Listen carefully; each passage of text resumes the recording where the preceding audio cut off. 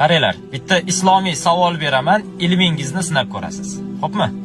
Agar javobini topa olmasangiz, videoni ko'proq odam ko'rishiga hissa qo'shasiz. Sharti shu. Savolni eshiting. Xo'p, demak, musulmonlarning vafot etgan go'daklari, chaqaloqlari, ular qayoqqa ketadi vafot etgandan keyin? Ular qabrda hisob-kitob qilinmaydi. Ularning gunohi yo'q, chunki hali voyaga yetmay va vafot etgan yosh bolalar va go'daklar. Ular qayoqqa ketishadi va jannatda ota-onalari bilan uchrashadimi, uchrashmaydimi? Mana shu savol. Javobingiz qanday?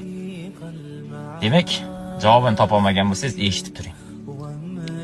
Musulmonlarning vafot etgan go'daklari jannat tog'larida yashaydilar. To ular qiyomat kuni ota-onalari bilan uchrashmagunga qadar Ibrohim alayhissalom va ayollari Sora onamizning qaramog'ida bo'ladilar. Qaranglar, mashalloh, demak ota-onalari bilan albatta ko'rishadi ular jannatda. Ungacha esa jannatda Ibrohim alayhissalom va Sora